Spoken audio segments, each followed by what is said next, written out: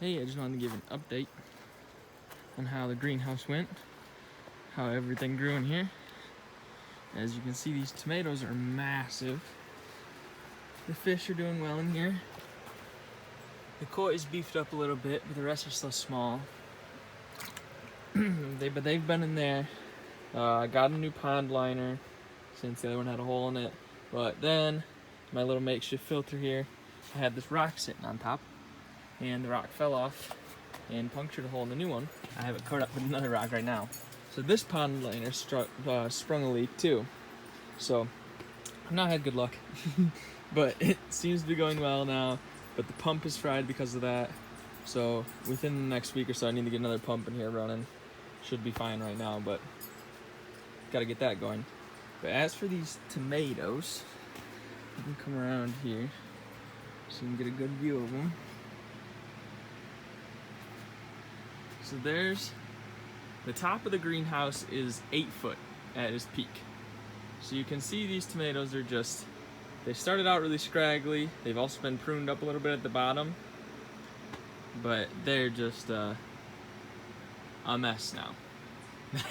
They've took over, and we're well into September now, almost October. They're still blooming. Some cherries there, some more cherries. We've got a bunch more beefsteaks that are coming on. So they're still blooming. They're still doing well, but they've really taken over. You can't get through there now. You have to duck to walk under that. So I'm excited to get these done for the season so I can trim them back and get them out of here so I can walk through here again. And so we can get a nice thick mulch down on the floor of this greenhouse for winter. I'd like to get a nice 4 inches thick of mulch, probably up to the top of that 2x4. Just to help, like right now, the center part, the soil is really packed down. So I want to get something so we can rototill that up or hoe it up or something like that, so it's a little looser. Put the mulch down over it so that we're not compacting the soil too much here that roots can't grow out this way. So I would say the greenhouse this year was quite a success, and still is a success going into, the first few days of fall here, and everything's still looking really good. We had a frost last weekend, and it didn't affect any of the crops growing in here. They all did fine, all made it, whereas the ones outside got a little crisp. But as far as other stuff, these strawberries we put in this year, those have really taken off. Those were just 3 little plants wrong here. Mixed a bunch of sand in there as well, and those have really taken off. Just the 2 little peppers here, kind of done for the season. The rest of the stuff that was up here, we had kale and spinach and some okra. But the raccoons came in and demolished everything that was left of the okra. So all of those got pulled out already. Kale and spinach pulled out already because those were didn't thrive as well as I thought they would have over here. I gotta figure something else out different for them. Maybe some different soil amendments. So this has been ripped out already and kind of hoed up a little bit. And this is where all the plants that I have out here, all the shrubs and other perennials and stuff, are gonna get overwintered in this bed likely. Since I got a lot of room there, keep the strawberries. I think I'm just gonna do strawberries all the way across the front of this little rock wall. And then I don't know if I'm gonna do veggies and crops here again next year, and these are some herbs we have over here that were just extra late season seeds. That basil is really tiny, some mint, whereas the basil way over there is huge. Here's the dog. So I don't know if I'm gonna do crops here again because it doesn't get as much sun as I originally thought. So we might just make this a perennial bed.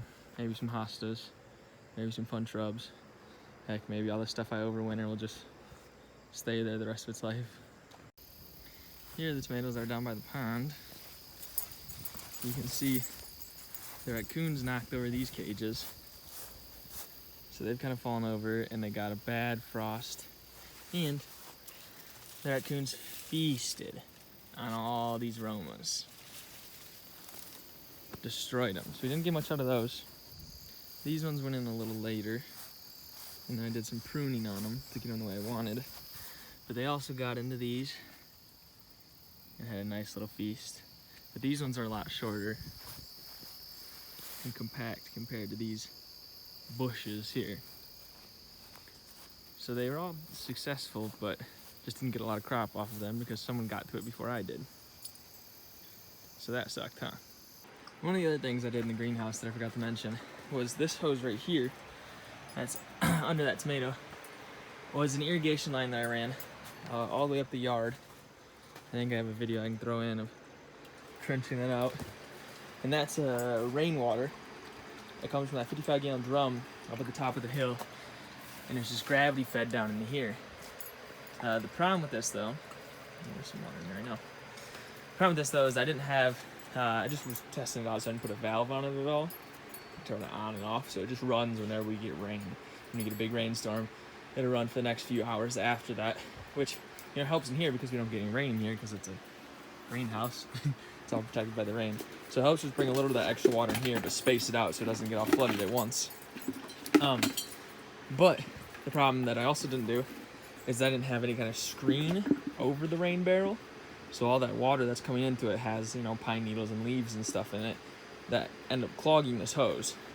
So whenever I want to, so sometimes after it rains, that drum will just be full of water and none of it will be draining. I'll have to come out here with the other hose and run it through it to kind of push everything back up through so then it can flow through.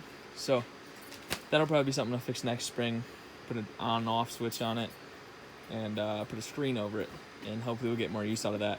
But right now I've just been dragging the other hose from out front, just wrapping it all around here to water everything, which ends up working pretty good. A lot of times I'll use the pond water to irrigate with, since it has, lots of ammonia and other nitrates and whatnot in there. I use that to water the crops, and then I'll put fresh water in the pond for the fish. Other things that I would have done differently if I were rebuilding this greenhouse again from scratch. No, not the pruners. Okay. Do you want the pruners? Okay. Go take some cuttings for me. Thanks. Other things that I would have done differently in here, if I were building another greenhouse like this, which I've kind of contemplated doing this winter down by the pond where those other tomatoes were, doing another potentially bigger greenhouse down here.